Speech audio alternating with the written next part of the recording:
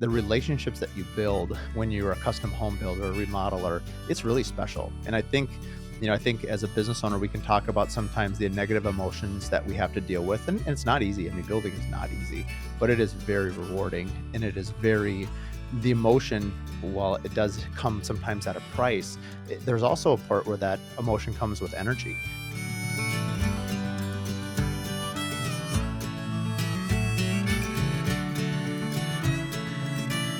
Welcome to the Curious Builder Podcast. I'm Mark Williams, your host. Today's Thursday Q&A is a great one. It's what kind of legacy does your company aim to leave in the communities where you build, and how do you measure the impact of your work beyond just sales? In short, what do you want to be known for? Wow, that's a big question. When I first started building 20 years ago, I was 23 years old. And I remember something, my dad was a builder, something that he shared that I still think of, that regardless if you build a $10 million house, a $50,000 house, like that's a home for somebody. And they live there, they create their memories, they have a family. And and it's very, very important. And I don't ever want to lose sight of that. And so I really applaud people in our community that really remind themselves of that as a company. I think sometimes we can get so lost in the marketing and the day to day and all of this stuff that sometimes we need to zoom back out and realize that builders across the country, remodelers, r- are doing an incredible service to the country, to people's lives. And it's an essential need, right? I mean, you need food to live, housing, you need shelter. From the early caveman days, whether you're making a bad fort or a cave, you literally had shelter, and it's gotten a lot nicer since then. And we should be really proud of what we do. But at the end of the day, like, we are creating an environment and a place that people have their strongest and longest memories. And so I think if I was to answer that question now, 20 years later, I guess just thinking that the homes that we build really serve the people that we create them for. One of my favorite things to do is ask people about their lifestyle. What is something that they want to do as a family? I love working with young families. I always have, even before I had kids like I have now. And it always really resonated with me that one of the key reasons people build a home is their family dynamics. And we've built for all kinds of people. We've built for couples that are expecting their first children. We've built homes for people that were pregnant. I had this one lady, still remember the date, May 25th. It was my mom's birthday. That's why I remember it. I was in Tahoe. I was driving my fiance to her place that she was going to work out in California. I remember very vividly. It was snowing, and I presented the price to my client over the phone. This was before Zoom and virtual meetings. I think, remember, the price was like, well, I won't say it, and it was and they said okay. And then I hear the lady on the other end say, "Man, I really thought that high number would make me go into labor." She was like 9 months and ready to pop, and she really wanted to have a baby. I think like a week or two later, she delivered her firstborn son. But anyway, I bring that up because we see people all the time. I've met with people that are, recently divorced, and they want the home not to be too big. They don't know what the future of their life is going to be, and so they want to make sure that it can accommodate whatever their future choices might be. We do a lot of work for empty nesters. They want to create a home that is going to be awesome place to bring their grandkids back someday, to bring their kids back. In fact, it seems like more and more, especially because usually that segment of the population has obviously more disposable income, and they want to build a smaller, well-appointed house. And that is probably I am really, really good as a builder in that niche. And because I'm a little child inside a 44-year-old body, I love to design little kid stuff, from swings, hidden doors, to trapeze nets, rock climbing rooms, whatever it is, to do something unique for the kids or grandkids to come back. And I've had several clients that, they built a home that, and you have to caution them too, or sometimes I had this couple, I think was in their 70s. They wanted a sport court, like 7,500 square feet. I mean, they wanted everything. And their point is they had kids all over the country, but they wanted them all to come back in the summer to be on the lake with them and to really have this place that they would forge all these memories. That was their way of creating these really cool experience moments for their family to gravitate towards. I just think that's amazing. We ended up not building that home, or yet to build that home. I think they're waiting to see how firm their kids are landing in other states before they move forward. So, anyway, going back to this question about legacy, I've never really considered it, because I think there's certain connotations that have with the word legacy that I don't like personally. Like, I don't need people to think about me after I'm dead. It's probably a little personal, but like, I'm glad if my kids do, but I want them to, life is for living. Like, what are you doing now? And it's not that we shouldn't respect those and we can learn from those that have passed, but I guess I'm glad if my home leaves a legacy, but that's not why I'm building it. I'm really happy that if my home stands the test of time, that is important to me. And I guess I would be happy that, our name, especially let's say it was our last name, because my dad built homes, my grandpa built homes. I don't know if my kids will build homes, but I would like that name to resonate with quality. But honestly, the thing I would care the most about is that people would say, oh, the Williams family, they really cared about the people that they worked with, uh, and or they really, I can tell that Mark and his family really appreciates the subcontractors and the trade partners, the way we treat people. And I know that was something that was really humbling early on in my career. I just thought it was normal. I remember every summer, my uncle was also a builder. My dad and uncle would do a joint softball party for all their trade partners. And that was something I did early on in my career as well. And I remember a lot of the older generation subcontractors that they've been with us now for maybe 30, 40 years. Now they've all pretty much retired except for one family has a multi-generational family member in the plumbing, but the rest of them have retired. And so that line of legacy has sort of been broken in their own company. But they've always talked about how specifically my dad treated them and cared about them.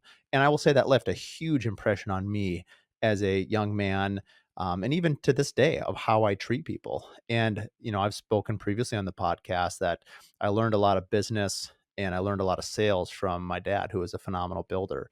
But I probably learned more from my mom. And my dad was very charismatic and very caring. So it's not that he's not, but my mom is amazing in how she treats people, even to this day. I mean, she is an absolute, you hear this word all the time in corporate America, a servant leader. I mean, my mom has been a servant to others her whole life, and just a remarkable woman. And I have learned so much from her on how to treat people. And I can't say I always get it right. I get it wrong a lot too, but I'm thankful for that example. Even now, I think she's been retired for 25 years. I think she still has like 4 or 5 quote design clients that she basically just says, hey, pay for my gas and pay for some food and fly me wherever you need me to go. But I just want to be involved in helping you, remodel your house. And so she's so willing to give her time because she honestly just loves people. She just wants to be around people. And I think if our legacy, at least the legacy that I would want, is just somebody that really cared about other people. I care about my craft. I love what I do. I love my people. I love our teams. I love meeting new people. And I do consider my clients a part of my team. This episode is brought to you by Alpine Hardwood Flooring. They've been our partner now for over a decade, installing all our wood floors on all our new homes as well as our remodels. And on a personal level, Adam and Anthony Jinkala, the owners, are just absolutely amazing people. They've been so supportive of my career as well as doing anything we need to make sure that our clients are happy. And they work so well with our other vendors and trade partners at not only protecting their product, but also ensuring everyone else's looks great. So if you're looking for a wood floor or for a refinish, I highly recommend Alpine Hardwood Flooring. I ran into some really good past clients of mine at this, we call that Honey Hill Harvest. A couple weeks ago, we have some land out in Orono with another builder aspect design build. And we are each doing 3 acreage lots. And it was my first $1 million home. I want to say it was like 2015, 2014, somewhere in there. And they came, and just seeing them again, and like their kids are in college now, their daughter is a senior in high school. Like when I built for them, they were like in like 3rd grade. And it was so neat to see them and have this really unique moment where, they're happy where I'm at my career. I'm just happy to see them. And, I even said, hey, do you guys want to downsize? And, it's just down the street. Let's build it. Let's bring this back. And so I think the relationships that you build when you're a custom home builder or remodeler, it's really special. And I think as a business owner, we can talk about sometimes the negative emotions that we have to deal with. And it's not easy. I mean, building is not easy, but it is very rewarding. And it is the emotion, while it does come sometimes at a price, there's also a part where that emotion comes with energy. I think this couple, when I see them, I get a big smile on my face. They get one too. It's like we had such a great experience together. And now they can look back on it and realize, oh wow, we have a beautiful home, and we still do. And they've been in that home for almost a decade now.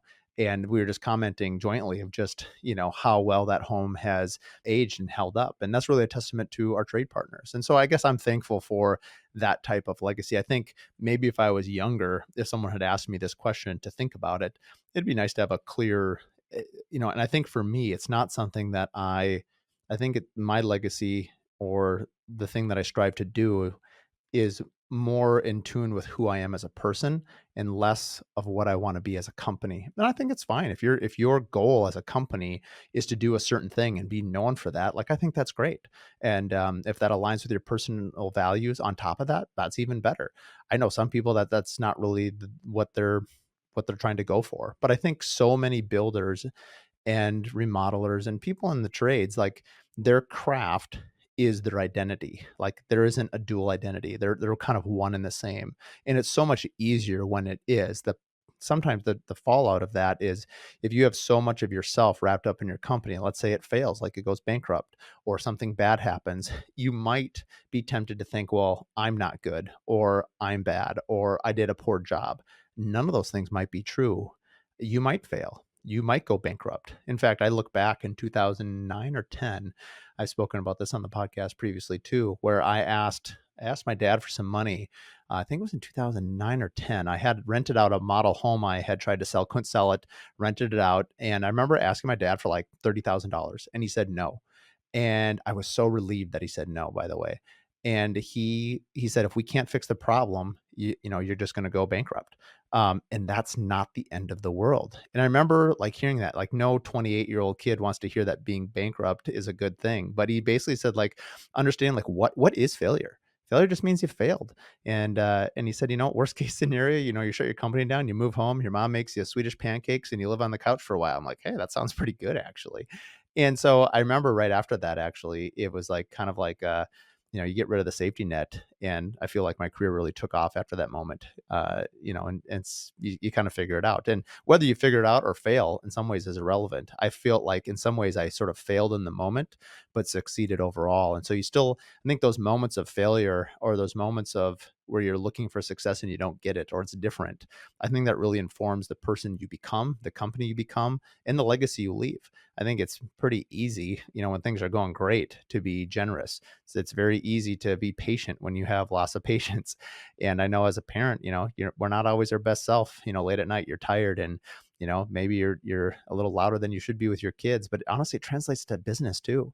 Sometimes you're not your best self, and so how do you show up? And I'm thankful for role models. I'm thankful for people that you can kind of look to, peers in your industry, where you might know behind the scenes, like, yeah, things maybe aren't as easy as it might seem that they are, but they're it's not that they're faking it. They're really just being authentic.